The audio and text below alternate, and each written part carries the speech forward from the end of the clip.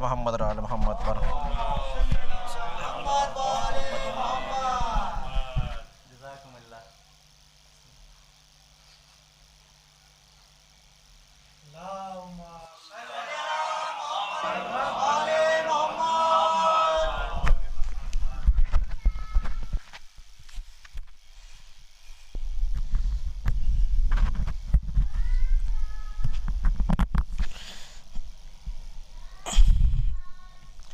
سرکار انیس کی ایک دو رباعیات ہیں، وہ سماعت فرمائیں۔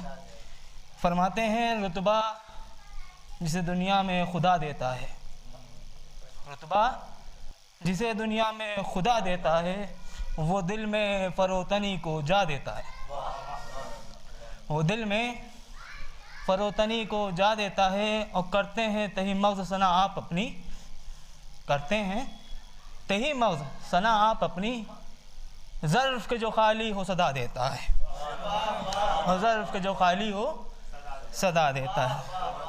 اور فرماتے ہیں ایک رباعی اور کہ گلشن میں صبا کو جستجو تیری ہے، گلشن میں صبا کو جستجو تیری ہے، بلبل کی زباں پہ گفتگو تیری ہے، بلبل کی زباں پہ گفتگو تیری ہے، اور ہر رنگ میں جلوہ ہے تیری قدرت کا، ہر رنگ میں جلوہ ہے تیری قدرت کا، جس پھول کو سونگتا ہوں بو تیری ہے۔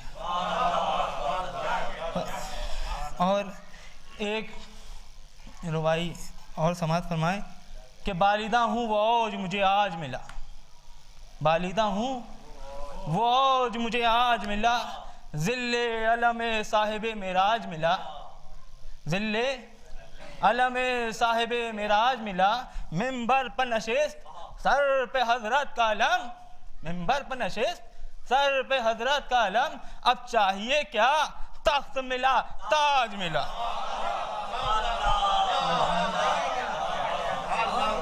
اور بالیدہ ہوں وہ اوج مجھے آج ملا، بالیدہ ہوں وہ اوج مجھے آج ملا، ذل علم صاحب معراج ملا، اور منبر پر نشست، منبر پر نشست سر پہ حضرت کا علم، اب چاہیے کیا تخت ملا تاج ملا۔ اور میرے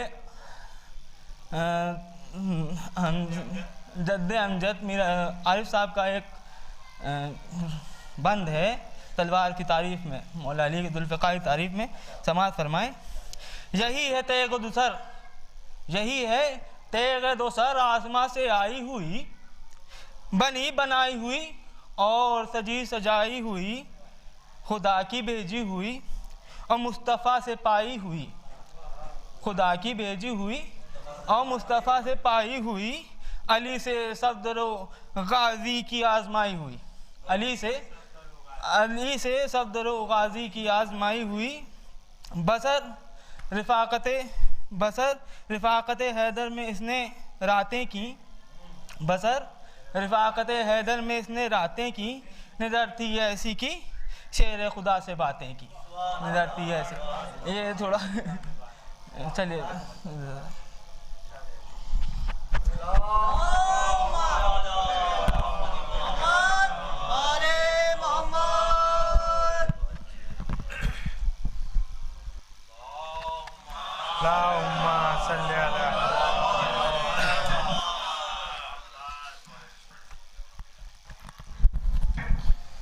جی سماعت فرمائیں۔ ایک ہی بند ہے وہ میں عرض کرنا چاہوں گا، جس میں حضرت حل کے حال کا مرثیہ امیر انیس فرما رہے ہیں اس میں، اور مولا حسین کی رجس کا ایک بند ہے وہ کہ میں ہوں سردار شباب چمن خلد بری، یہ مولا حسین کہہ رہے ہیں کہ میں ہوں سردار شباب چمن خلد بری، میں ہوں خالق کی قسم دوش محمد کا مکی، میں ہوں خالق کی قسم دوش محمد کا مکی، میں ہوں انگشتر پیغمبر خاتم کا نگی، میں ہوں انگشتر پیغمبر خاتم کا نگی، مجھ سے روشن ہے فلک، مجھ سے منور ہے زمین، ابھی نظروں سے، اب بیت دیکھیے، بیت ملاحظہ فرمائیں، ابھی نظروں سے نہا نور جو میرا ہو جائے اور محفل عالم امکا میں اندھیرا ہو جائے۔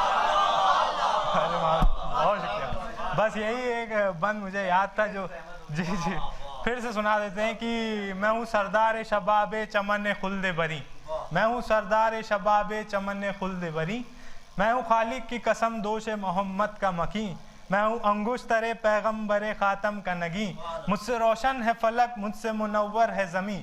بیت ملاحظہ فرمائیں، مجھ سے روشن ہے فلک مجھ سے منور ہے زمیں، ابھی نظروں سے نہا نور جو میرا ہو جائے اور محفل عالم امکان میں اندھیرا ہو جائے.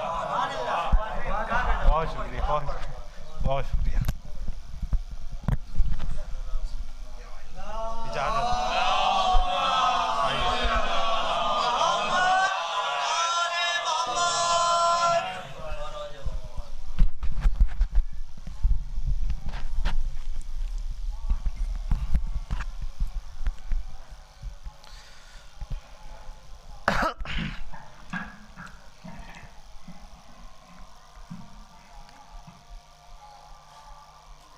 آپ حضرات سے گزارش ہے کہ ایک مرتبہ سورہ حمد اور 3 مرتبہ سورہ اخلاص کی تلاوت فرما کر بالخصوص سرکار میر ببر علی انیس ابن میر مستحسن عرف میر خلیق کی روح کو اور تمام مرحومین جو یہاں پر مدفون ہیں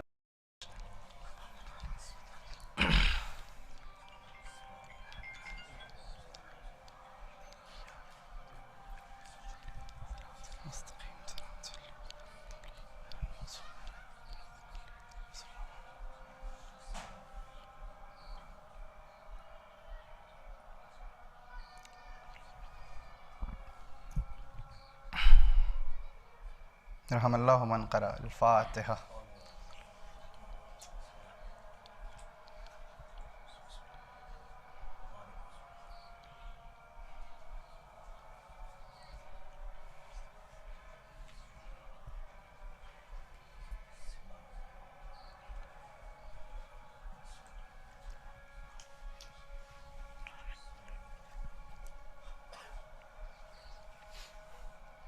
لا حول ولا قوة الا باللہ العلی العظیم.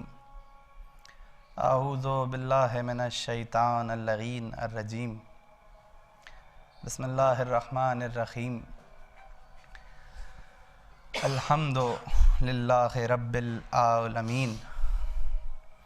الصلاۃ والسلام علی سید الانبیاء والمرسلین سیدنا و نبینا و شفیعنا و طبیب نفوسنا و حبیب قلوبنا مولانا و مولا الثقلین جد الحسن والحسین ابی القاسم محمد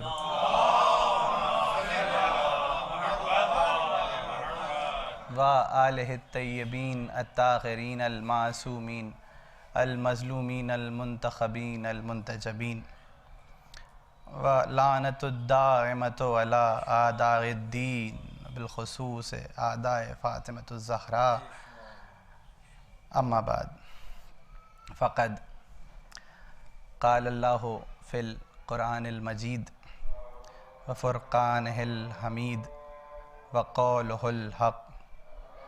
بسم اللہ الرحمن الرحیم.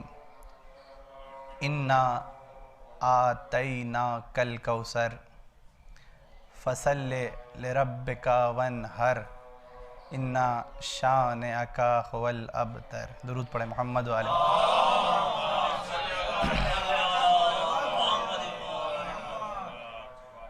حاضرین مجلس،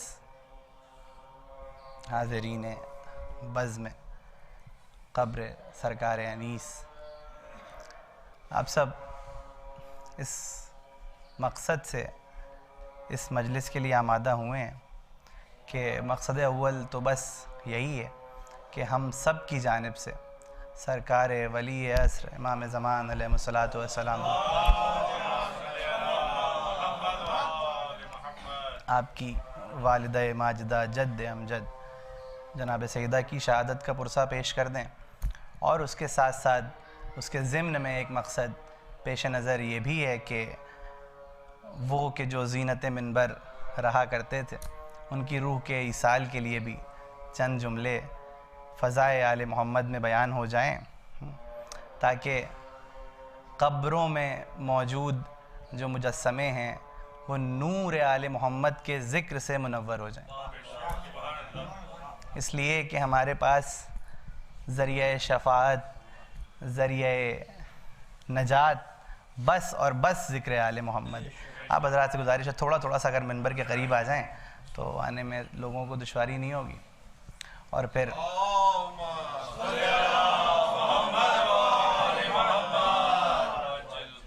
پھر ہماری پہچان بھی یہی ہے کہ ہم منبر کے قریب رہتے ہیں، اور پھر مجلس بھی اس مقام پر ہو رہی ہے کہ جو ایک دور میں زینت منبر رہا کرتے تھے۔ عموماً اب آج کا ادبی زوال یہ ہے کہ لوگ عموماً املا اور ڈکٹیشن میں لنگوسٹک ایرر یہ کرتے ہیں کہ لفظ منبر استعمال کرتے ہیں۔ لفظ آ گیا تو میں اس کی بھی تشریح کرتا چلوں کہ منبر یعنی میم بے رے منبر، جبکہ یہ لفظ منبر کا لفظ نہیں ہے۔ ممبر یعنی وہ انگلش کا ورڈ ہے، ممبر یعنی member of parliament, member of assembly. Urdu میں جو منبر ہے وہ ہے میم نون بے رے، منبر۔ منبر اس کا جو ریشہ لفظ ہے، جو اس کا وجدان ہے، جو روٹ ہے، وہ ہے نبرا۔ نبرا یعنی وہ فعل کے جو بلند ہوا، منبر یعنی وہ مقام کے جو بلند ہو۔ اور پھر میں کہتا ہوں کہ وہ بلند مقام کہ جس سے اس ذکر کا تعلق ہو جائے، اس ذات کے ذکر کا تعلق ہو جائے کہ جس کے نام کا مطلب ہی بلندی ہو۔ جناب امیر کا جو اسم ہے علی کے مطلب ہی ہے بلند۔ منبر یعنی وہ مقام کے جو بلند ہو، اور پھر ان کا ذکر کہ جن کے معنویت ہی یہی ہو کہ وہ بلند ہوں۔ مگر میں رک کے ایک سوال کرتا ہوں، گفتگو آ گئی ہے جملہ معترضہ کے طور پہ کہ منبر کا کیا معنی بس یہ ہے کہ ظاہری بلندی جو ہمارے تصورات میں رہتی ہے کہ بلندی یعنی اونچائی، کیا ظاہری بلندی منبر کا مطلب؟ دیکھیے جو باتیں میں بیان کر رہا ہوں اس میں بھی پیغامات ہیں، آپ چاہیں تو اس کو محفوظ کر لیں اپنے اذہان میں، اور میں سمجھتا ہوں کہ ذاکرین کے لیے زیادہ پیغامات ہیں۔ منبر یعنی ظاہری بلندی، اور اگر ظاہری بلندی عین مقصد ہوتا منبر کے لفظ کو سمجھنے کے لیے تو پھر میرے خیال میں یہ جو ماؤنٹ ایوریسٹ اور ماؤنٹ K2 ہیں یہ سب سے بہترین منبر کہلاتے، مگر یہ کہ ظاہری بلندی نہیں، منبر یعنی وہ مقام کہ جو انسان کو پستیوں اور لا علمی کی پستیوں سے اٹھا کر علم نور کی بلندیوں تک پہنچا دے، وہ مقام کہ جہاں سے وہ گفتگو اور وہ الفاظ بیان کرے جائیں کہ جو انسان کی روح کو غفلت کے اندھیروں کی پستیوں سے اٹھا کر علم و نور اور حقیقت کی بلندیوں تک پہنچا دے، اس مقام کا مطلب ہوا منبر۔ اور میں کہتا ہوں اسی کے تشریح میں اسی زاویے کے کو مد نظر رکھتے ہوئے اب ذرا وہ واقعہ آپ کے سامنے اگر آئے، تاریخ اسلام کی ورق گردانی کے کرنے پر ہمیں کوئی واقعہ ایسا نظر آئے کہ جو بلند ذوات مقدسہ ہیں اگر وہ سامنے کھڑی ہوں، اور کوئی سامنے کوئی زیر بخت، کوئی بد بخت اگر کسی اونچے مقام پر بیٹھا ہو تو پھر وہ منبر پر نہیں بیٹھا، یہ تو کہا جائے گا کہ وہ لکڑیوں کے انبار پر بیٹھا ہے، مگر وہ منبر پر نہیں ہوگا، اس لیے کہ منبر یعنی وہ مقام کہ جہاں سے بلند ذکر ہو۔ ابھی ہمارے بھائی چار بند سرکار انیس کی انہی نے پڑھے کہ منبر پہ نشست، پشت پہ حضرت کا علم، اب چاہیے کیا، تخت ملا تاج ملا۔ مگر میں کہتا ہوں کہ یہیں پر رک کے ذرا ذاکرین اس پہ متوجہ ہو جائیں، کیونکہ آن لائن بھی ریکارڈ ہو رہی ہے۔ یقیناً یہ محترم سامعین، ان کی نظر میں آپ کو تخت و تاج ملا، اور یقیناً ملا، مگر تب تک تخت و تاج رہے گا جب تک بس اور بس ذکر آل محمد ہوگا۔ اگر اس مقام پر آ کر کوئی یہ سوچے کہ اب تخت و تاج مل گیا یعنی میں حکومت کرنے لگ جاؤں، تو پھر حاکم اور بس ذات آل محمد ہے۔ درود پڑھے محمد و آل محمد۔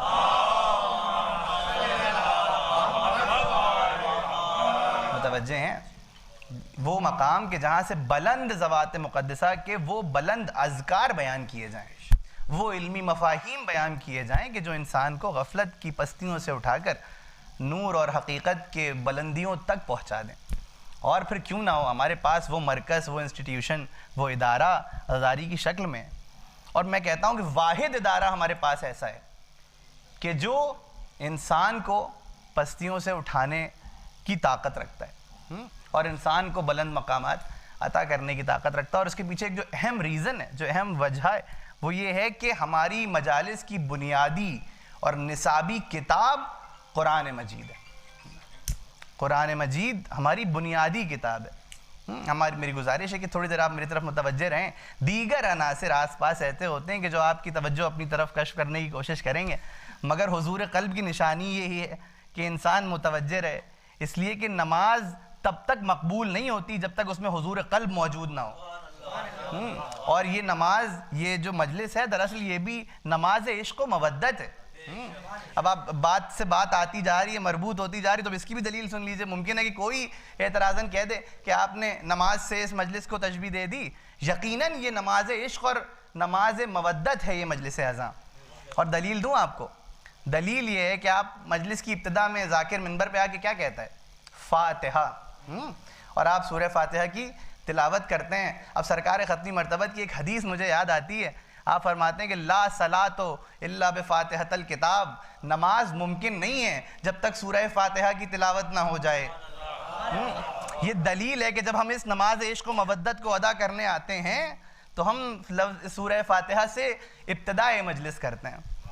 تو بار طور وہ جی بات تو آ گئی بیچ میں کہ منبر یعنی وہ مقام کے جو بلند ذوات مقدسہ کے بلند اذکار بیان کرے.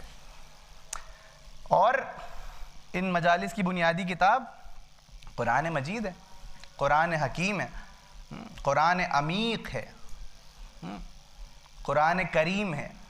تو پھر فرض ہمارا اور آپ کا یہی تو ہونا چاہیے کہ جو سلیبس ہو, ادارے کے سلیبس سے آشنا رہیں, ادارے کے سلیبس کا مطالعہ کرتے رہیں. تو کم از کم پہلا پیغام جو اس مجلس سے لے کے جائیں یا جو ایک عہد کر کے جائیں فرش اذاں سے اٹھ کر, وہ کم سے کم یہ ہونا چاہیے کہ پھر قرآن کا مطالعہ اور قرآن کی تلاوت میں کوئی کمی نہیں ہوگی. اس لیے کہ مجالس کی بنیادی کتاب قرآن مجید ہے. قرآن مجید میں دیگر عنصر کے ساتھ ایک اہم عنصر, ایک اہم وصف یہ ہے کہ قرآن عنصر تابکاری رکھتا ہے. تابکاری کے معنی کیا ہے؟ میں جملہ یہ لفظ استعمال کرنے لگ گیا ہوں منبر سے تب سے کہ جب سے میں نے ریڈیو ایکٹیو ایلیمنٹس کے بارے میں تھوڑا بہت پڑھا ہے. تابناکی اور تابکاری میں ایک فرق ہے.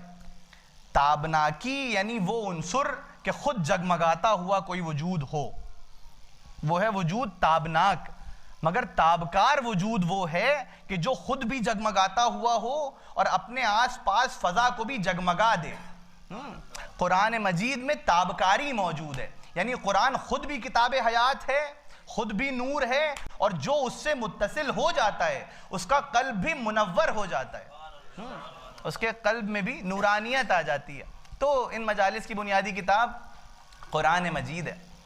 اور پھر میں کہتا ہوں کہ وہ کہ جو آل محمد کے در سے متضی, ابھی میں تمہید کے مراحل میں چل رہا ہوں, ابھی میں متن موضوع کے لیے جو پس منظر ضروری ہے, اور کوئی بھی جملہ میں نہیں چاہتا کہ ایسا ہو کہ جو مربوط نہ ہو موضوع سے, تو ہر بات بغور سنیں گے. اور قطعاً کوئی اس کا بھی انتظار نہ کرے کہ ابھی تو جب جوش خطابت میں آواز بلند ہوگی تب مجلس شروع ہوگی. میرا اندازی گفتگو ہی یہی ہے کہ میں مجلس مکمل کر دوں گا اور آپ سنتے چلے جائیں گے. اور ایک ظاہر ہے کہ ایک تھوڑی سی جھجک بھی ہے کہ اتنی بلند شخصیت کی قبر پہ آ کے, یہ سعادت ہے میرے لیے اور آپ سب کے لیے کہ سرکار انیس کی قبر پہ آ کے چند جملے بیان کرنے کی سعادت حاصل ہو رہی ہے. تو قرآن عنصر تابکاری رکھتا ہے.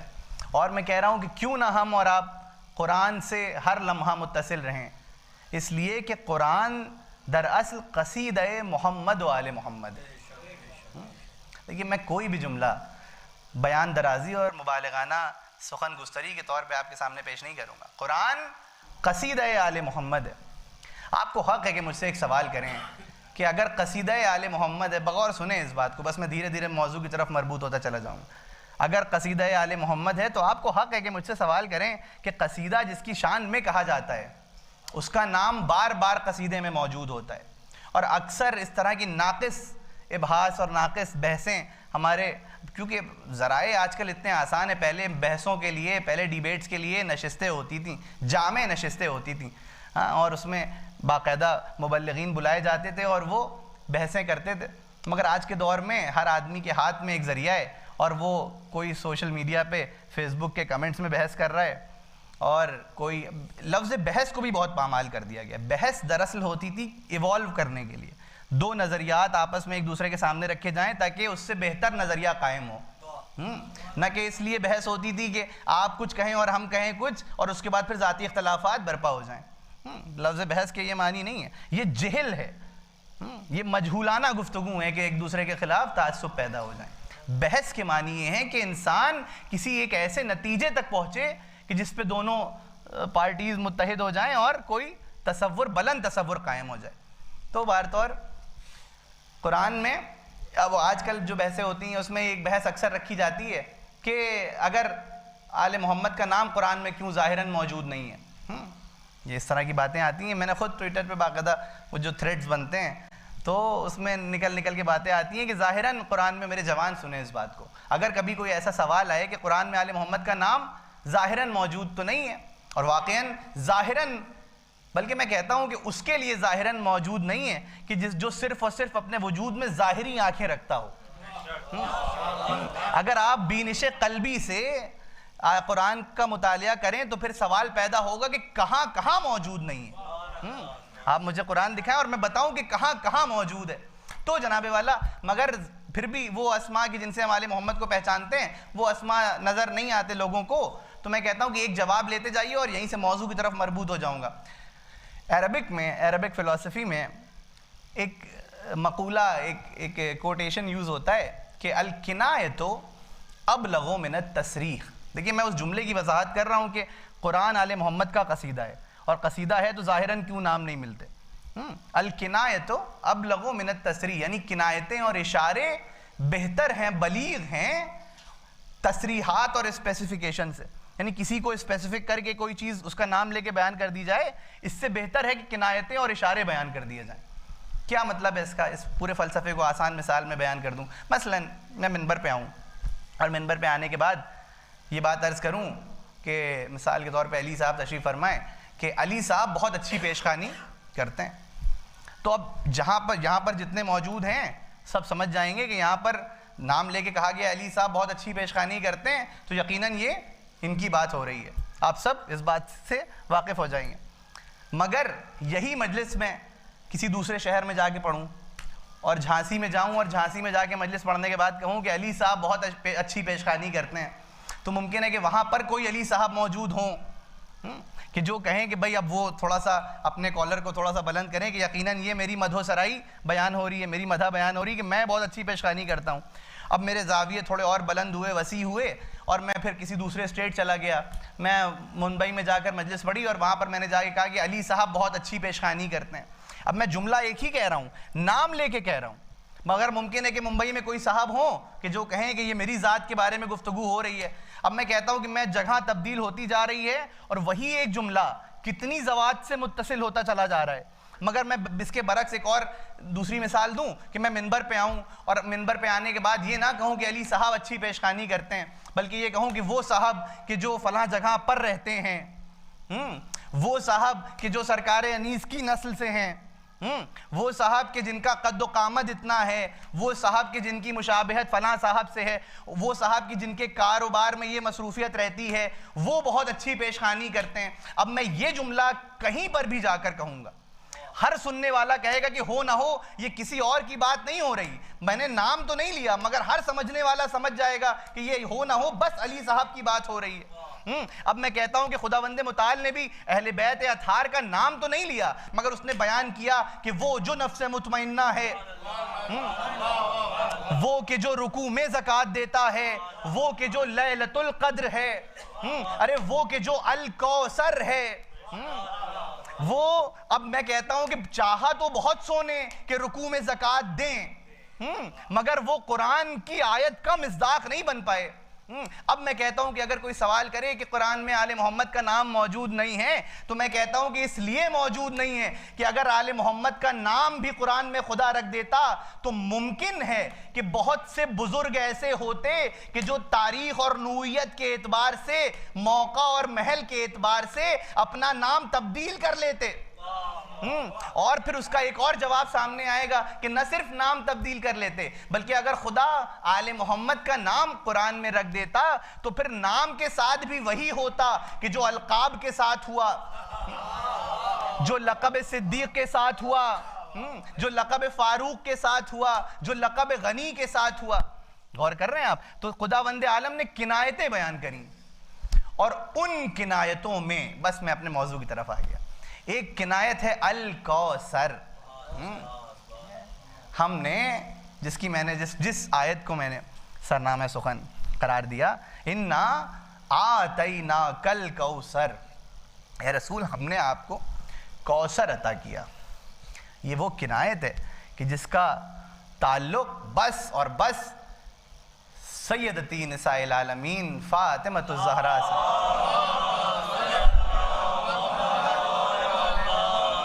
آپ کی ذات سے۔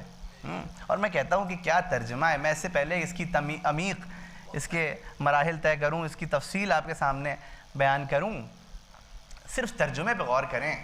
خدا کہہ رہا ہے کہ ہم نے آپ کو کوثر عطا کیا۔ لفظ کوثر کا جو روٹ ہے، جو وجدان ہے، وہ ہے کاف سے اور رے، کسرہ۔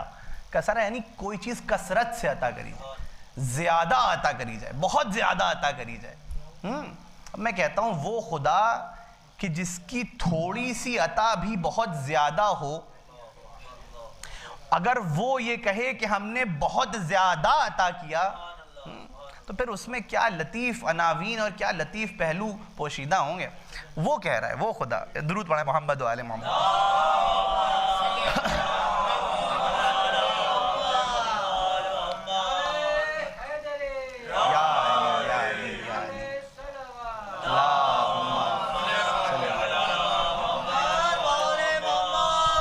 وہ کہہ رہا ہے کہ ہم نے آپ کو کوثر عطا کیا، اور اس کی عطا اور پھر کثرت سے عطا، اس کی مصداق شہزادی کی ذات ہے، اس کی مصداق شہزادی کونین ہے، اور پھر سرکار انیس کی قبر پہ مجلس ہے۔ اس لیے بھی میں نے اس سورہ کو انتخاب کیا، اس لیے کہ یہ وہ سورہ ہے کہ جو شاعری کی رد میں آیا۔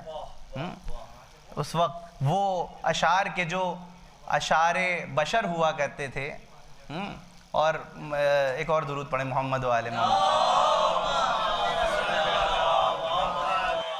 دیکھیں مجھے کوئی مشکل نہیں ہے، میں چاہتا ہوں کہ آپ جب آپ کی آنکھیں ادھر پہنچتی ہیں تو پھر میرا بھی ذہن، میں بھی انسان ہوں، میرا بھی ذہن ادھر چلا جاتا ہے۔ تو بہر طور ہم نے آپ کو کوثر عطا کیا، اور کوثر کے معنی میں جو عرض کر رہا تھا کہ کیونکہ تعلق اس جگہ پہ نوعیت مجلس کی یہ ہے کہ یہاں پر شاعر عظیم دفن ہے، تو پھر اس سورہ کا انتخاب کیا کہ جو خود شاعری کی شکل میں آیا، اور اس طرح سے آیا کہ جب اس وقت جو پس منظر، تاریخی پس منظر آپ کے سب کے پیش نظر ہے کہ جب وہ سورہ نازل ہوا تو عرب اس وقت اپنی زبان پر اور اپنے لسان پر اور اپنے ادب کے اوپر بہت ہی فخر کیا کرتے تھے، اور اس میں بہت سارے شعراء ایسے ہوتے تھے کہ جن کے کلام کی کوئی تردید نہیں کر سکتا تھا۔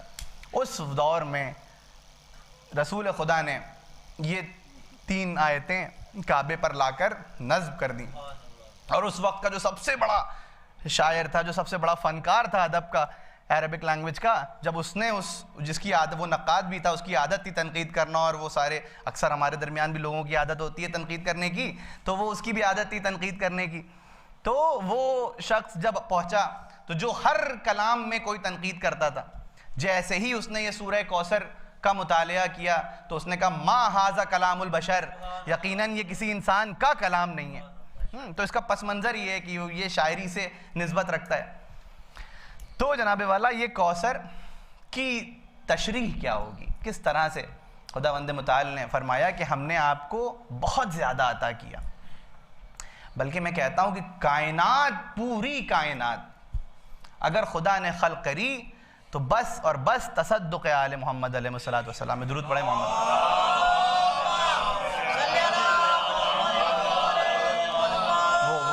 وہ حدیث قدسی آپ سب کے پیش نظر ہوگی، جس کی تشریح میں کروں گا تو خود بخود کوثر کی تشریح ہو جائے گی۔ بہت زیادہ کہ کیا معنی ہے، یہ پوری کائنات اس کے معنی ہے۔ وہ حدیث کہ لولاک ما خلقت الافلاک، اے رسول میں آسمانوں کو خلق نہ کرتا اگر آپ کو خلق نہ کرنا ہوتا، اور اس کے بعد فرمایا کہ اے رسول آپ کو بھی خلق نہ کرتا. دیکھیے عادتاً یہ جملے نہ سنیں, اس جملے پہ اس پہ غور کریں آپ. اے رسول آپ کو بھی خلق نہ کرتا. اگر علی کو خلق نہ کرنا ہوتا, اور اس کے بعد جب مرحلہ آگے بڑھا, یہ ایام کن سے مناسبت رکھتے ہیں؟ رسول خدا, بھی ظاہر ہے کہ یہ ایک ایک جملہ تشریح طلب ہے. پہلے میں اس کی تشریح کرتا کہ رسول خدا ہیں کون, اور اس کے بعد پھر امیر المومنین کی ذات کی وضاحت کری آتی. پھر یہ تیسرا جملہ کہ اے رسول میں آپ کو اور علی کو بھی خلق نہ کرتا اگر مجھے زہرا کو خلق نہ کرنا ہوتا. اب اگر اس کے بعد میں یہ جملہ کہوں کہ تمام کائنات کا مقصد خلقت اگر کوئی ہے تو پھر ذات فاطمۃ الزہرا صلوات اللہ علیہ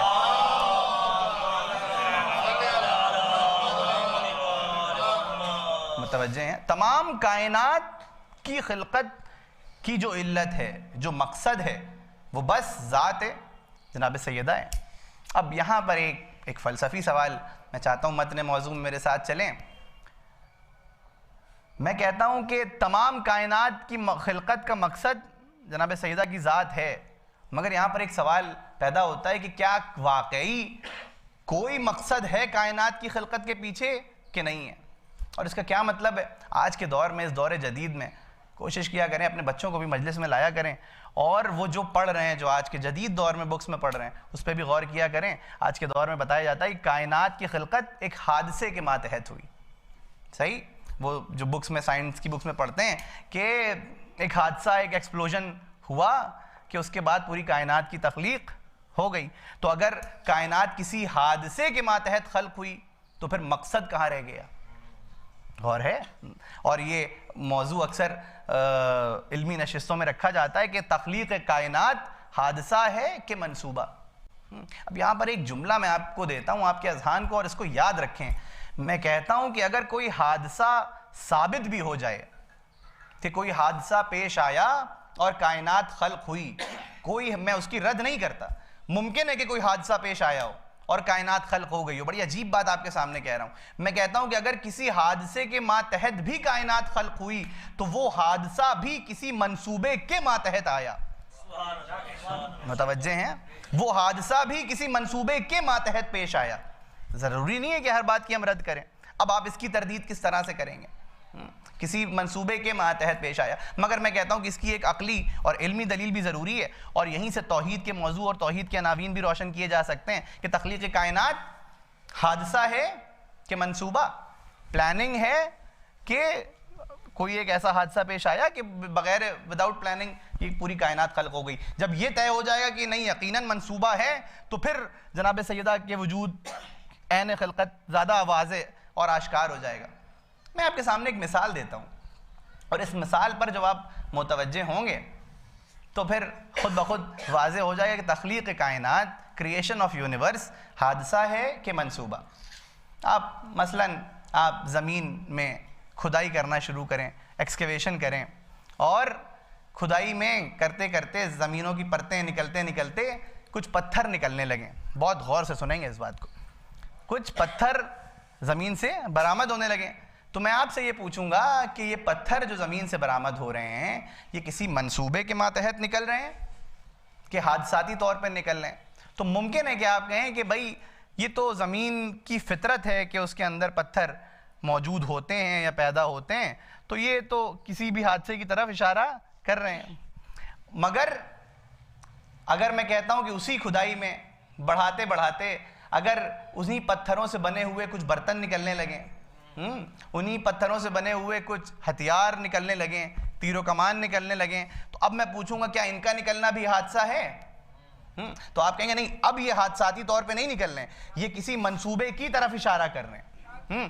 کچھ منصوبہ نگار تھے جنہوں نے اپنی ضرورت کے مطابق ان چیزوں کو ڈھالا. یہ دور حجری کی طرف, اسٹون ایج کی طرف اشارہ کر رہے ہیں. تو میں کہتا ہوں کہ وہ کون سا ذہن کا معیار تھا کہ جس نے یہ طے کیا کہ وہ پتھروں کا نکلنا حادثہ تھا اور ان پتھروں کا نکلنا منصوبہ ہے؟ تو آپ جواب دیں گے کہ جب چیزیں آپ کی ضروریات کو پورا کرنے والی ہوں, آپ کے مقاصد کے تناسب سے نکل رہی ہوں, تو پھر وہ منصوبہ ہوا کرتا ہے.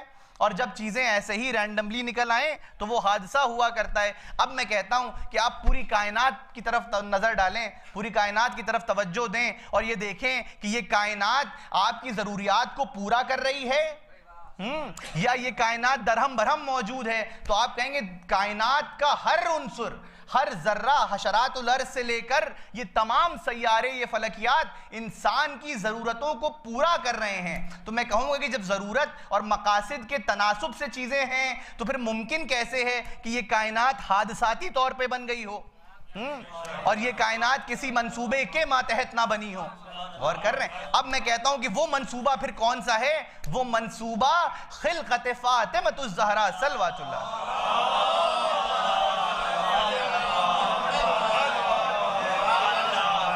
متوجہ ہیں؟ اور پھر میں کہتا ہوں کہ نہ صرف آپ کی ضروریات کو کائنات پورا کر رہی ہے۔ میں نے ایام فاطمی میں اس موضوع پہ دیگر مواقع پہ گفتگو کری اور یہ بات تکرار سے دہرائی، اس لیے کہ اس سے توحید کے عناوین بھی روشن ہو رہے ہیں، اور یقیناً ہمارے پاس اہل بیت یا اطہار کے علاوہ کوئی ذریعہ بھی نہیں ہے کہ ہم توحید تک پہنچ جائیں۔ اور یہ جملہ یاد رکھیے گا، باب توحید میں خدا شناسی کوئی بڑی بحث نہیں ہے، خدا شناسی کوئی مسئلہ ہی نہیں ہے، اس لیے کہ خدا تو ہر کوئی مان رہا ہے۔ اصل باب توحید کا سب سے اہم موضوع جو بحث کا ہے وہ یہی ہے کہ ہم وسیلہ شناسی پیدا کر لیں، ہم کس وسیلے سے توحید تک پہنچ رہے ہیں۔ توحید ہر کوئی کسی نہ کسی جز کو خدا مان رہا ہے، کوئی پولی تھیسٹ ہے، اس کے نزدیک کئی خدا ہیں، کوئی مونو تھیسٹ ہے، اس کے نزدیک ایک ہے، مگر اس کے تصورات الگ ہیں۔ باب توحید کا اہم گفتگو کا موضوع ہی وسیلہ شناسی ہے، کس وسیلے کے ذریعے آپ توحید تک پہنچ رہے ہیں۔ تو میں نے کہا کہ کائنات میں تمام ضروریات، تمام تر عناصر ضروریات انسانی کو پورا کرتے نظر آ رہے ہیں۔ جب ضروریات انسانی کو پورا کر رہے ہیں تو پھر یہ کائنات کی خلقت حادثہ نہیں، منصوبہ ہے۔ اور پھر میں کہتا ہوں کہ نہ صرف ضروریات کو پورا کر رہے ہیں، تھوڑا سا اور اس کی تہ میں چلیں، نہ صرف ضروریات کو پورا کر رہے ہیں بلکہ کس آرگنائزڈ وے میں، کس نظم و ترتیب کے ساتھ ضروریات کو پورا کر رہے ہیں۔ یہ بھی قابل توجہ ہے، اس لیے کہ صرف ضروریات کو پورا کر دینا خلقت خدا کے لیے کوئی آسان، کوئی مشکل مرحلہ نہیں تھا، مگر اس نے کس نظام کے ساتھ کائنات کو بنایا۔ ایک بچہ، مثال میں اکثر دیتا ہوں، ایک بچہ کائنات میں آیا اور اس کے بعد آنے کے بعد جو اس کی پہلی ضرورت تھی وہ کیا تھی؟ وہ کیا تھی؟ وہ یہی تو تھی کہ وہ اس کو سانس لینی تھی، اس کو ہوا چاہیے تھی۔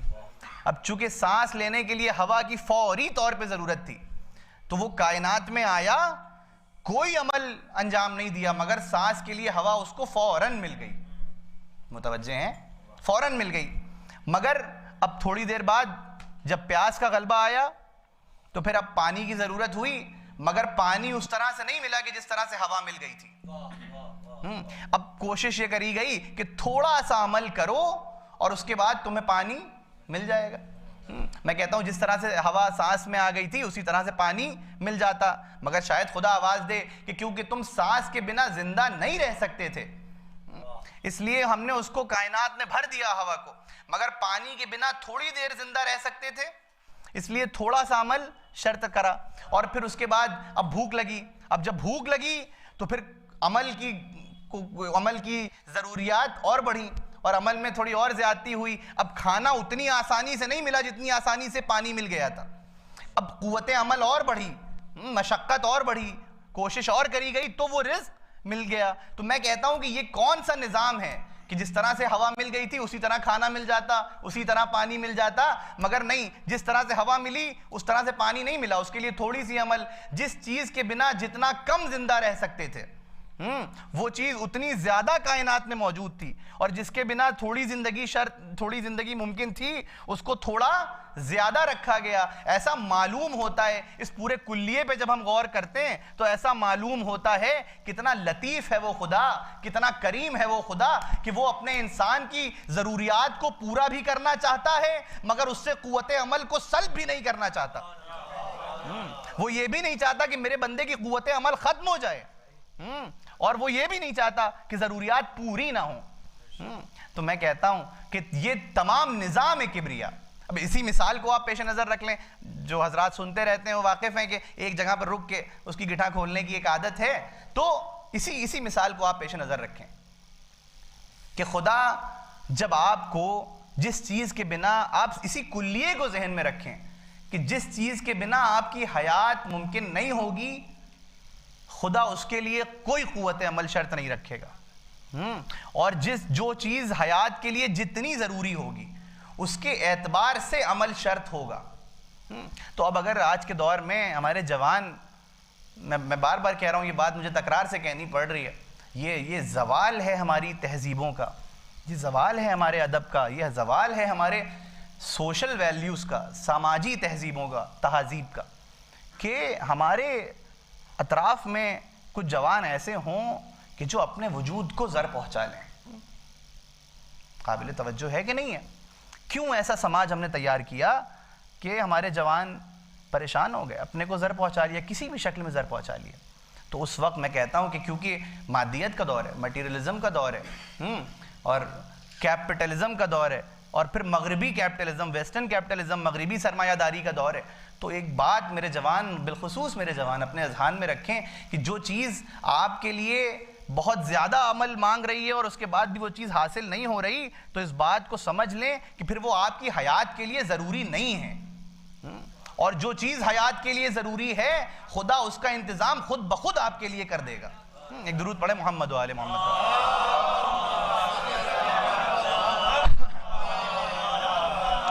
تو جناب والا، یہ تو مثال برائے مثال گفتگو آگے بڑھتی چلی جائے گی۔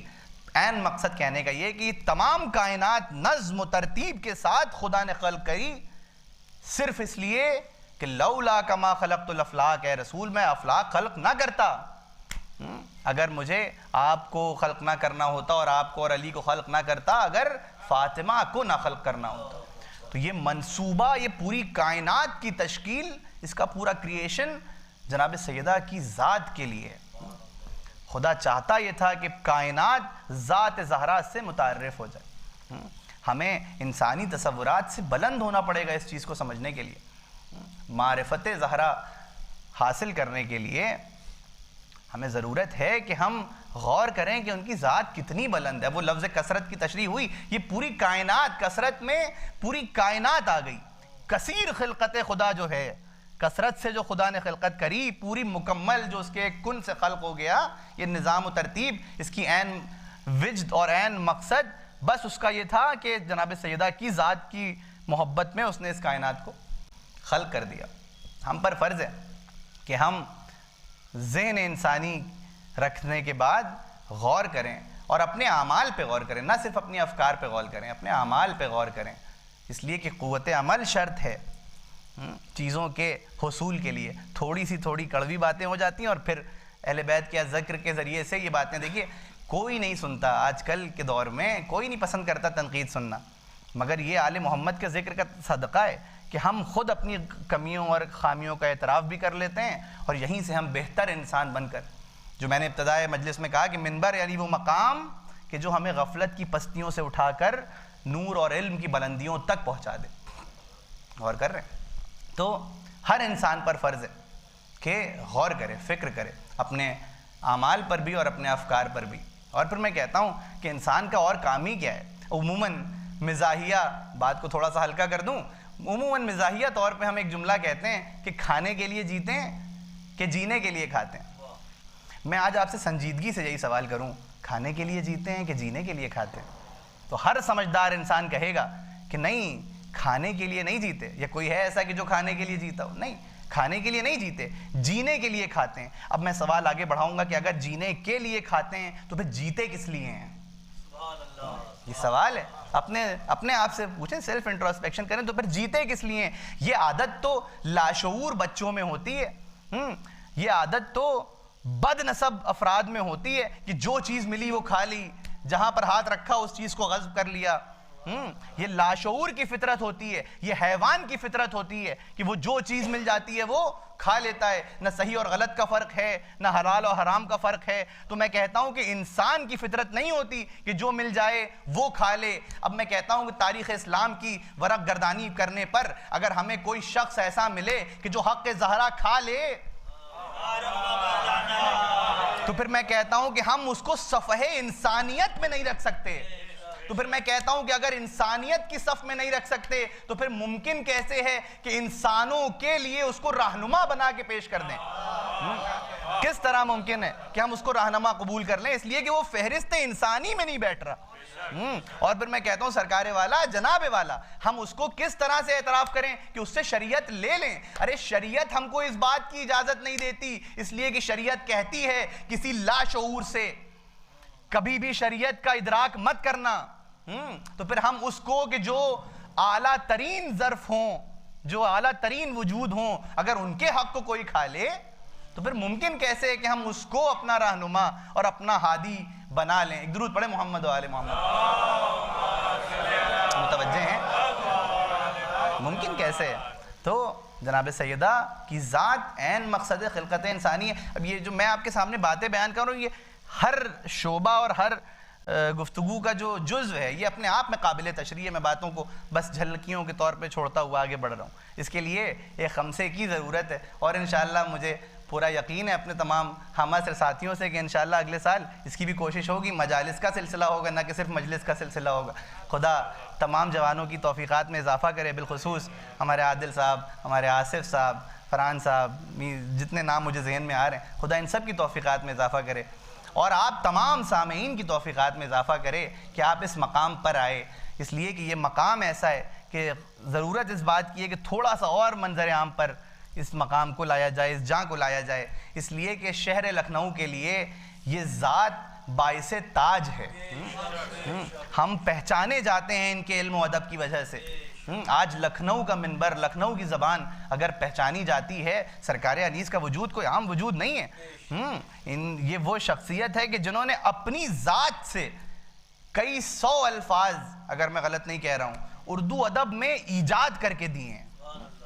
نہ صرف آج کے دور میں کہ جب اردو کے صحیح لفظ استعمال نہ ہو پا رہے ہوں زبان سے، ان کا تلفظ، لوگوں کا تلفظ غلط ہوں، اس دور میں اس بات پہ توجہ کی ضرورت ہے کہ کوئی ایسا ہمارے پاس تھا کہ جس نے اردو ادب میں الفاظ دیے، اور کئی سو الفاظ یہ ان کے نسل کے لوگ موجود ہیں۔ آپ ان سے پوچھیں گے کہ کتنا بڑا کنٹریبیوشن ہے کسی لینگویج میں۔ یہ لنگوسٹک جو حضرات لنگوسٹک اپروچ رکھتے ہیں، جو علم زبان پہ کام کرتے ہیں، وہ جانتے ہیں اس بات کو کہ کوئی نیا لفظ ایجاد کرنا اتنا آسان، لفظ کی شکل تبدیل کر دینا آسان کام ہے۔ انٹرپرینئر کو انٹرپرینور کہہ دینا الگ بات ہے، لفظ نیا ایجاد کرنا اور اس لفظ کو داخل کرنے کے بعد تمام اسلوب کے ساتھ داخل کرنا کہ اس پہ تمام زبان کی پابندیاں بھی عائد ہو رہی ہوں، اور اس کے بعد وہ لفظ غلط نہ قرار پائے۔ یہ چھوٹا کنٹریبیوشن نہیں ہے، یہ وہ ہیں کہ جن کی وجہ سے زبان اردو آج کائنات میں شہرت یافتہ ہے۔ تو یہ ہمارے لیے بھی سعادت ہے کہ ہم ان کے مقام پر، ان کی قبر کے مقام پر مقبرے میں آ کے مجلس فاطمۃ الزہرا صلوات اللہ علیہ درود پڑھیں۔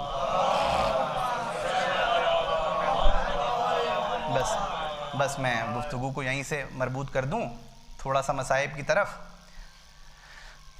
جناب سیدہ لفظ کوثر کی مصداق ہے، یہ کثرت ہے جو کائنات خدا نے کسی مقصد کے ماتحت خلق کری، وہ عین مقصد ذات فاطمۃ الزہرا تھا اور ہے اور رہے گا۔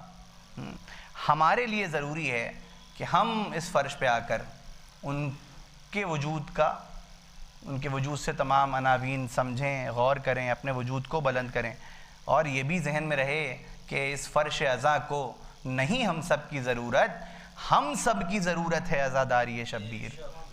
یہ ادارہ، یہ نظام، یہ انسٹیٹیوشن، یہ جو آپ نے قائم کیا ہے، یہ دراصل اس کی بانی جناب زینب صلوات اللہ علیہ درود پڑھیں محمد علیہ، تو ان کا قائم کرا ہوا ادارہ ہے، ہمارے لیے درسگاہ ہے۔ اور میں نے آپ کے سامنے بیان کیا کہ لفظ کوثر کی مصداق آپ کی ذات ہے، شہزادی کی ذات ہے۔ جس شہزادی کے لیے، اب میری پوری تقریر کے حاشیے کو اپنے ذہن میں رکھیں، جس شہزادی کے لیے پوری کائنات کو خلق کیا جائے، عین مقصد خلقت کائنات جس کی ذات ہو، اگر وہ دربار میں آ کر غور کریں۔ دیکھیں میری عادت ہے کہ مصائب میں تھوڑا سا استدلال پیش کرتا ہوں، اس میں بھی کچھ پیغامات ہوتے ہیں، میں آپ کے سامنے پیش کروں، آپ منقلب ہو گئے، آپ کے اذہان، آپ کے قلوب منقلب ہو گئے، مگر ایک پہلو پہ، ایک باب فضائل، باب مصائب سے ایک باب فضائل کا پہلو آپ کے سامنے پیش کروں۔ شہزادی دربار میں آئیں، عموماً ہم اپنے زبان سے کہتے ہیں کہ جناب زہرا اپنے حق کے مطالبے کے لیے دربار میں آئیں، یقیناً یہ بات درست ہے کہ اپنے حق کے مطالبے کے لیے دربار میں آئیں، لیکن وہ کہ جو پوری کائنات کی ملکہ ہو، وہ کہ جس کے قبضہ قدرت میں پوری کائنات ہو، وہ صرف اپنے حق کے مطالبے کے لیے کائنات میں نہیں آئی، بلکہ تھوڑا سا پس منظر پہ غور کریں، اگر تاریخ پہ غور کریں، فدق وہ باغ تھا کہ جس سے اتنا ریونیو آتا تھا کہ اس سے اس وقت کے عالم اسلام کے جو ضرورت مند تھے ان کی ضروریات کو پورا کیا جاتا تھا۔ نئے رخ سے آپ کے سامنے بات پیش کر رہا ہوں، غور کریں گے اس پہ، میرے جوان غور کریں گے۔ وہ باغ تھا کہ جس سے ضروریات مسلمان پوری کری جاتی تھی، اور مسلمان بھی کیسے تھے، یہ آپ کی اور ہماری طرح نہیں کہ 12 پشتیں اور 15 پشتیں موجود تھیں، اسلام پہ گامزن تھی، نہیں، وہ مسلمان کے جو ابھی نئے نئے مسلمان ہوئے تھے، وہ جناب مدینے میں رہا کرتے تھے، اس میں سے بہت سے ایسے تھے کہ جو اپنے شہروں سے مائیگریٹ کر کے، اپنے شہروں سے ہجرت کر کے مدینے میں آ کے بس گئے تھے۔ فدق سے جو ریونیو آتا تھا وہ اس وقت کے یتیموں اور مسکینوں اور ان مہاجرین کی ضروریات کو پورا کرنے کے لیے استعمال ہوتا تھا۔ میں مختصر کر کے آگے بڑھوں کہ بس جب رسول خدا کی آنکھ بند ہوئی اور آپ کی رحلت ہو گئی تو پھر رسول خدا کے انتقال کے بعد وہ ریونیو ان کے پاس آنا شروع ہوا کہ جو ان کا حق تھا، مگر کیونکہ فدق پہ غاصبین غصب کر کے آ گئے، وہ حضرات کے جن کا حق نہیں تھا، جب وہ غاصب ہو گئے تو پھر وہ پیسہ اور وہ ریونیو یا وہ مال وہ زر وہ تمام تر ریسورسز ان کے پاس جانے لگے کہ جو غاصب ہو گئے تھے، اور وہ حضرات اس طرح سے ضروریات مسلمان پوری نہیں کر رہے تھے کہ جس طرح سے رسول خدا کیا کرتے تھے۔ اب سیدہ فقط اپنے حق کے مطالبے کے لیے دربار میں نہیں آئیں، بلکہ سیدہ غریبوں کا درد لے کر، مسکینوں کا درد لے کر، یتیموں کا درد لے کر، مہاجرین کا درد لے کر، پوری امت مسلمہ کا درد لے کر، ان کی ریپریزنٹیٹیو بن کے، ان کی نمائندہ بن کے دربار میں آئیں، مسجد نبوی میں آئیں۔ تو پھر اب بھی مجھے کہنے دیجئے کہ جو سامنے مسند پہ بیٹھا تھا وہ فقط زہرا کا گنہگار نہیں تھا، بلکہ وہ یتیموں کا گنہگار تھا، مسکینوں کا گنہگار تھا، تمام امت مسلمہ کا گنہگار تھا۔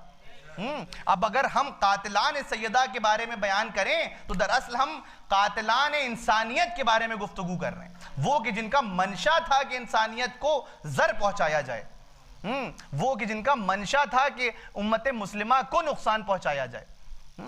حالانکہ یہ بات میں نے تشریحاً بیان کر دی، مگر کیا یہ جملہ کافی نہیں ہے کہ بس اگر فقط سیدہ کے گنہگار ہوتے تب بھی امت مسلمہ کے گنہگار ہوتے؟ اس لیے کہ زہرا کی ذات فقط کافی ہے، ضرورت اس بات کی نہیں تھی کہ میں پیش کروں کہ تمام امت مسلمہ کے گنہگار تھے، اس لیے کہ کائنات کی ساری خلقت ایک طرف، مگر بس وجود فاطمۃ الزہرا تنہا کافی ہے حق کو بلند کرنے کے لیے۔ مگر یہ کہ جو صاحب مسند تھے، میں نے کہا کہ میں مصائب سے ایک پہلو روشن کروں، بس اب آپ ظاہر ہے کہ آپ کے قلوب منقلب ہو گئے تو بس یہیں سے ربط مصائب لے لوں کہ وہ کہ جس کے لیے رسول فرماتے ہوں کہ فاطمہ تو بضعۃ منی، فاطمہ میرا جزو ہے، لوگ ترجمہ کرتے ہیں ٹکڑا ہے، بضعۃ یعنی جزو ہے، جزو ہے، رسالت کا جزو ہے، وہ کہ جس کے لیے رسول خدا کا طریقہ یہ ہوا کرتا تھا۔ غور کریں اس واقعے پر، یہ اکثر آپ سنتے ہیں کہ رسول خدا جب اپنی مسند پہ بیٹھے ہوتے تھے اور جناب سیدہ آپ تشریف لاتی تھیں تو رسول اپنے مقام سے بلند ہوتے تھے، اور نہ صرف بلند ہوتے تھے، اگر صرف بلند ہوتے تو بھی کافی تھا، مگر تاریخ لکھتی ہے کہ وَجَلَسَهَا فِي أَجْلِسِهِ، جہاں پر بیٹھے ہوتے تھے وہاں پر فاطمہ کو بٹھاتے تھے، اور اتنی دیر بلند رہتے تھے جتنی دیر فاطمہ بیٹھی رہتی تھی۔ وہ فاطمہ کی جس کی منزلت میں رسالت کھڑی ہو، وہ فاطمہ اگر دربار میں آئے اور وہ اپنے حق کا مطالبہ کرے اور اس سے کہا جائے وہ فاطمہ کی جو صدیقہ ہو، وہ فاطمہ کی جو سچائی کی ایجاد کرنے والی ہو، اس سے کہا جائے کہ اگر تمہارا حق ہے تو ہمارے سامنے گواہ لے کے آؤ، اللہ اکبر، ہمارے سامنے گواہ لے کے آؤ، اس سے گواہ کا مطالبہ کیا جائے۔ بس تاریخ لکھتی ہے عزیزوں، بس تاریخ لکھتی ہے کہ ایک موقع ایسا بھی آیا کہ جب ابوالحسن امیر المومنین قرآن جمع کر رہے تھے، اس وقت آدھا اور لعین تمام تر لعین آئے اور ابوالحسن کے دروازے پر آ کر آواز دی کہ علی کو باہر نکالو ورنہ ہم دروازے میں آگ لگا دیں گے۔ زہرا نے آواز دی، ارے کیا تم اس دروازے پہ آگ لگاؤ گے کہ جس میں حسنین رہا کرتے ہیں؟ کہنے والے نے کہا کہ ارے کوئی بھی رہا کرتا ہو ہم آگ لگا دیں گے، ہاں مگر تاریخ نے دیکھا کہ جو کہا گیا وہ کر بھی دیا گیا. ایک موقع ایسا آیا کہ تمام لعین، تمام آدھا، تمام ملعون لکڑیاں لے کر زہرا کے دروازے پہ آئے. ارے اس دروازے پہ آئے کہ جس دروازے پہ رسول کہتے تھے السلام علیکہ یا اہل بیت النبوہ، اس دروازے پہ لکڑیاں لا کے جمع کری گئی اور دروازہ جلایا گیا. ارے تاریخ لکھتی ہے کہ ایک موقع ایسا آیا، وہ لہیم شہیم دروازہ، وہ طویل قامت دروازہ ایک مرتبہ دیوار پر گرا.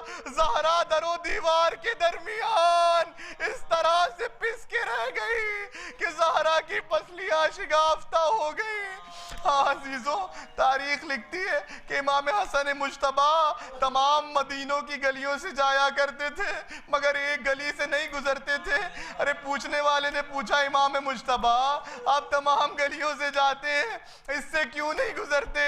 کہا تمہیں نہیں معلوم یہ وہی گلی ہے کہ جہاں پر میری ماں فاطمہ زہرا کو تازیانہ مارا گیا. میری ماں فاطمہ زمین پر آ گئی. بس عزیزوں، تاریخ لکھتی ہے کہ زہرا کی پسلیاں شگافتہ ہوئی مگر زہرا نے اپنا یہ درد کسی کو نہیں بیان کیا. زہرا خاموشی سے زندگی گزارتی رہی. ایک وقت ایسا آیا کہ جب آقا زادی کی آنکھیں بند ہوئی، زہرا اس دنیا سے رحلت کر کے گئی. بس تاریخ لکھتی ہے کہ ایک موقع ایسا آیا کہ امیر المومنین جناب سیدہ کو غسل دے رہے ہیں. ایک مرتبہ علی جیسا شجاع ترین مرد، علی جیسا فاتح خیبر مرد، علی جیسا فاتح خندق مرد ایک مرتبہ چیخ مار کے رویا، منہ کے بل زمین پہ گر گیا. سلمان نے پوچھا یا علی ایسا کیا ہوا کہ اتنا گریا کیا؟ کہا سلمان تمہیں نہیں معلوم، زہرا کی پسلیاں چکنا چور ہو گئی تھی. زہرا نے پوری عمر مجھ سے یہ راز بیان نہ کیا. زہرا اس تکلیف میں کائنات سے گزر گئی. یا رسول اللہ یا فاطمہ علی لعنت اللہ علی قوم الظالمین. انا للہ وَإِنَّا إِلَيْهِ راجعون. اللہم لعن قتلۃ فاطمۃ الزہراء سیدتی نساء العالمین. بار الہ تیری بارگاہ میں دعا گو ہیں کہ ہماری اس مختصر سی کوشش کو، اس عبادت کو قبول فرما. پروردگار، تمام دعاؤں میں ایک اہم دعا یہ بھی ہے کہ تجھے واسطہ آل محمد کا ان تمام مدفون حضرات پر اپنی خاص نگاہ کرم بنا دے اور ان کے ذریعے سے، ان کے محفوظ کرے ہوئے سرمایے کے ذریعے سے، سرکار انیس کے محفوظ کرے ہوئے سرمایے کے ذریعے سے ہمارے جوانوں میں، ہمارے بچوں میں ادبی ذوق پیدا کر دے. ہمارے جوانوں کے اذہان کو بلند ظرف کر دے. بار الہ جو لڑکے، جو بچے، جو جوان، جو لڑکیاں، خواتین حصول علم کے لیے کوشش اور کاوش کر رہی ہیں، پروردگار از غیب سے ہمارے لیے وسائل علم فراہم کر دے. جو جوان تحصیل رزق کے لیے کوشش کر رہے ہیں، جاب کر رہے ہیں، بزنس کر رہے ہیں، پروردگار اپنے از غیب سے، اپنے انتظام سے ان کے رزق میں برکت اور وسعت عطا فرما. وہ حضرات کے جو اپنے گھروں میں علیل ہیں، بیمار ہیں، نہیں نکل سکتے، ہمارے گھروں میں جو علیل ہیں، بیمار ہیں، پروردگار بتصدق امام سجاد علیہ السلام ان کو جلد از جلد شفائے کاملہ عطا کر دے. امام زمانہ کے ظہور میں تعجیل فرما، ہمیں ان کے انصار میں شمار کر دے. آپ حضرات سے گزارش ہے کہ ایک مرتبہ سورہ حمد اور 3 مرتبہ سورہ اخلاص کی تلاوت فرما کر سرکار میر ببر علی انیس عرف میر مستحسن میر خلیق کی روح کو بخش دیں.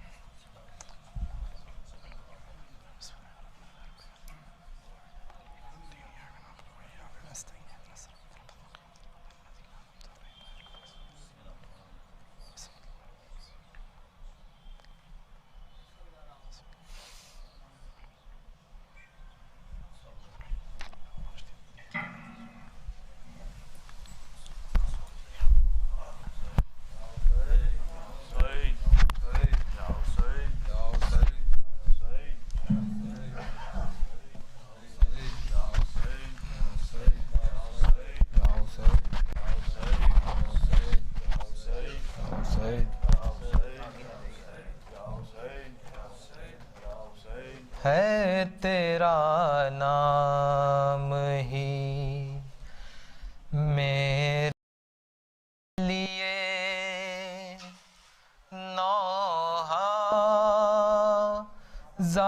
زہرا ہے تیرا نام ہی میرے لیے نوحہ زہرا ہے تیرا نام ہی میرے لیے نوحہ زہرا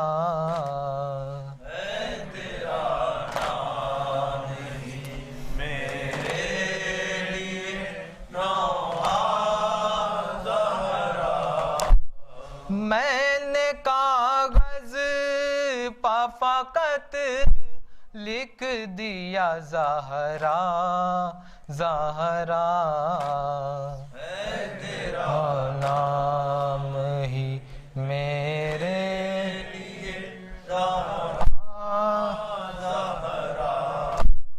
پسلیاں ٹوٹی ہوئی اس پا نماز معبود پسلیاں ٹوٹی ہوئی اس پا نماز معبود دیکھ کے تجھ کو تڑپتا تھا مصلی زہرا تیرا نام ہی میرے لیے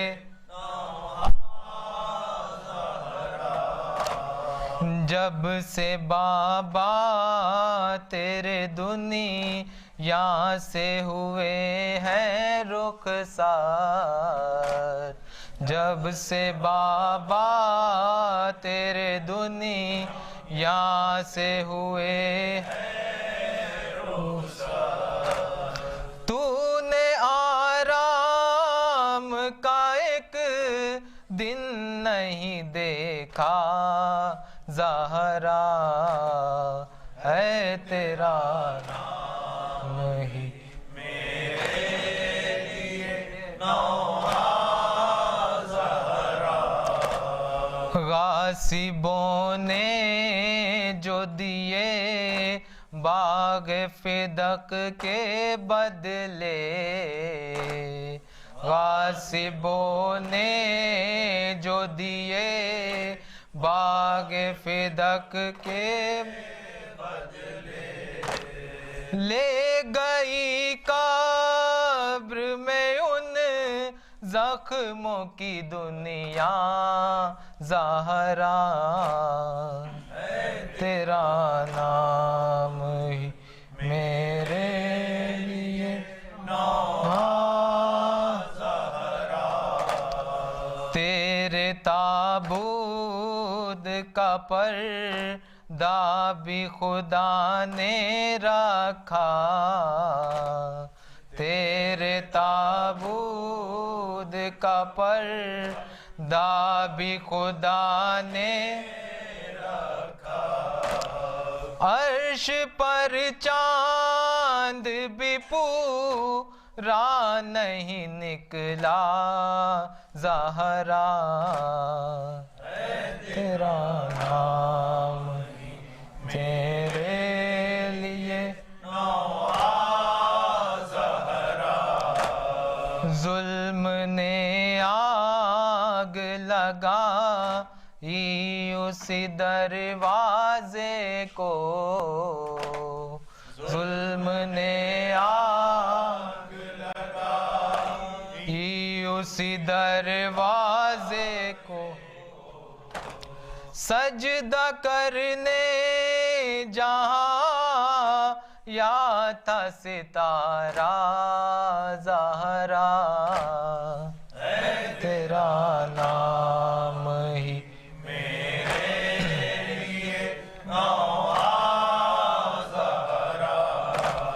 غسل کے وقت علی رو دیے یہ کہہ کے سرور غسل کے وقت علی رو دیے یہ کہہ کے سرور زخم پہلو کا مجھے کیوں نہ بتایا زہرا، تیرا نام ہی میرے لیے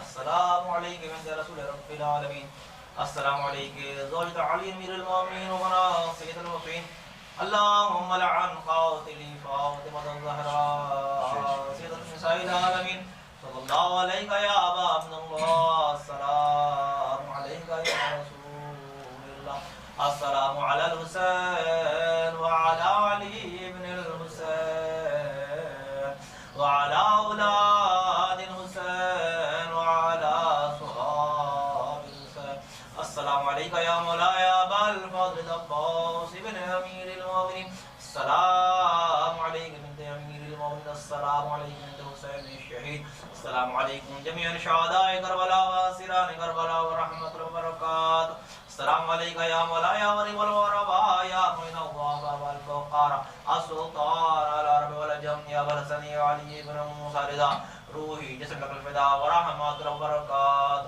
السلام علیکم یا مولانا یا صاحب العصر والزمان الامان الامان الامان من فتن الزمان، السلام علیکم یا شریف القرآن، السلام علیکم یا خلیفۃ الرحمن، السلام علیکم یا مدر الجمان، السلام علیکم یا مدر الجان، السلام علیکم یا امام زماننا هذا اجل اللہ تعالی ورجب وسهل الله محمد ظهورك واجعل من عنواني وانصار محبيك وشيخك والزوار كربلاء ورحمة الله وبركاته.